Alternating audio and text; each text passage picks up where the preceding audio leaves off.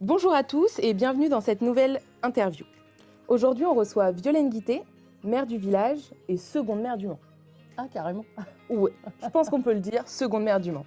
Est-ce que tu peux te présenter, nous présenter le village et nous dire un petit peu ce qu'on y fait? Donc, le Village Baïséar est un accélérateur d'entreprises innovantes. Donc, c'est une association entre le Crédit Agricole, donc la Caisse Anjoumaine, et la Chambre de commerce du Mans. Donc, on accompagne une entreprise qui souhaite se développer une fois qu'elle a terminé la partie incubation pour les accompagner dans des mises en relation qualifiées avec des entreprises et les accompagner aussi à se structurer. Et Ok. on accompagne aussi des entreprises locales qui ont des projets à fort potentiel. Ça fait combien de temps que tu connais à peu près Payenco? J'étais membre du jury au comité de sélection en D'accord. décembre 2019, quand le village a ouvert en novembre. Et le premier comité, c'était en décembre, pardon. Et donc, Maxime et Emmanuel sont venus présenter leur projet Payenco. Ils ont été après accélérés pendant 2 ans. 2 ans au sein du village. C'est ça, donc ça fait quelques années qu'on se connaît maintenant. Ok. Tu as pris ton poste il y a bientôt 3 ans.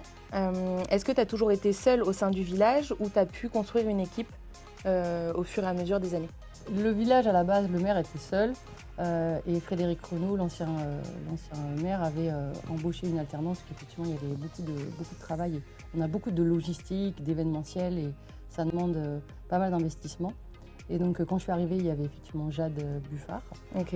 qui a fini son alternance. Et après, on a embauché Lucie Denis, qui est alternante et qui termine là en septembre son alternance. Elle est à Cet été. l'EGC. Ok. Comment se passe ton management avec elle? Sur quelle mission elle est peut-être? Alors, c'est vraiment le bras droit du maire, hein. Alors, son poste officiel, c'est Office Manager. Donc, elle Ok. travaille vraiment sur toutes les tâches déjà du lieu, la partie sécurisation avec des badges, la partie organisation événementielle. Elle travaille aussi avec moi sur la partie facturation, comptabilité. Elle fait aussi la partie stratégique, la communication, en fait, clairement. Poste polyvalent. Oui, elle fait aussi du sourcing de start-up.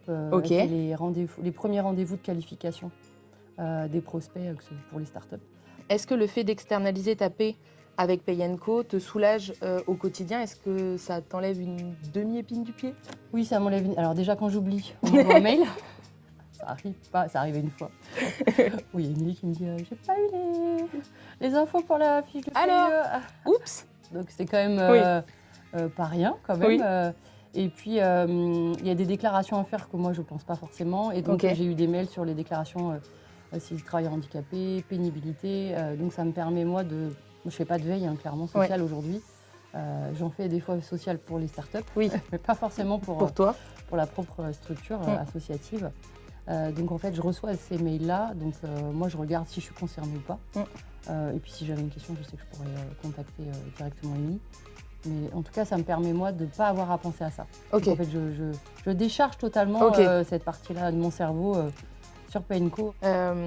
Donc Émilie est ta compagnon de paix Oui. chez Payenco. Comment ça se passe la relation avec elle? Comment vous échangez au C'est quotidien? principalement des mails. Ok. C'est très fluide. Il y a pas mal de proximité, il y a même beaucoup de disponibilité. Ouais. Et moi, ce que j'aime encore plus, c'est quand elle anticipe aussi ses périodes de congé. Ouais. Elle m'envoie un mail en disant attention, je vais être en congé de là à là, donc pour les fiches de paye, est-ce que tu peux l'envoyer là à là? Donc, Ok. en fait, ça permet vraiment De gagner en fluidité oui, c'est ça. et de ne pas avoir de pause ou C'est de... ça. Et puis ça permet manque. surtout à Lucie d'être payée en temps Oui. et en heure, hein, Oui. tout simplement. Parce Aussi. que effectivement, si j'ai pas cette info, on peut effectivement Ouais. perdre du temps. Et l'objectif, c'est quand même D'en gagner. et que Lucie elle sait bien sa paye en Oui. temps et en heure, c'est la moindre des choses. Un minimum.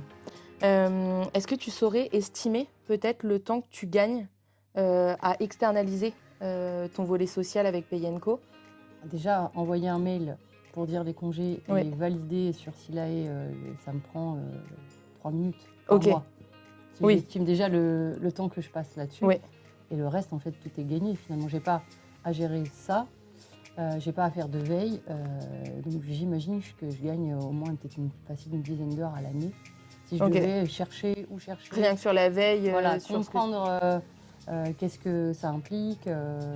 Ok. Voilà, sur les augmentations du SMIC, toutes Ouais. ces choses-là. Oui. Je sais que c'est fait automatiquement, que j'ai pas Oui. moi à le mettre à jour. Donc clairement. Et en France, ça voilà, change ça change assez régulièrement. Voilà. Ok. Donc, ça c'est plutôt chouette. Ouais.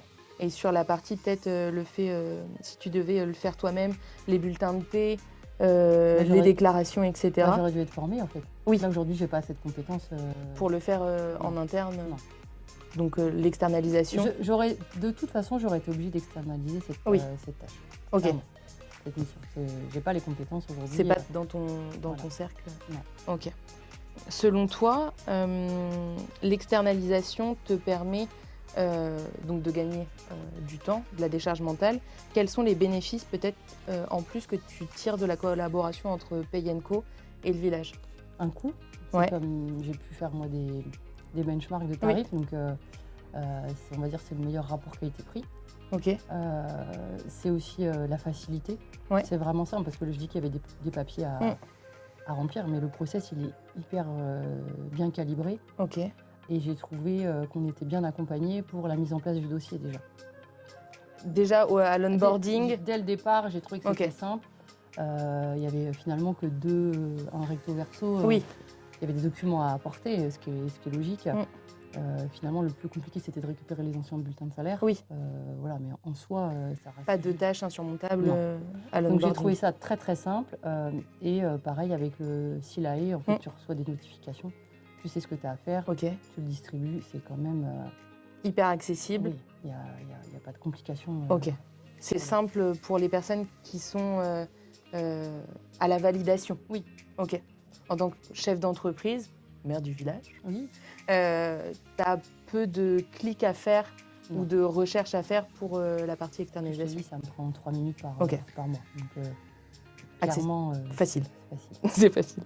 C'est facile. Pour finir sur cette petite intervention, quels sont les projets futurs du village, les projets à venir?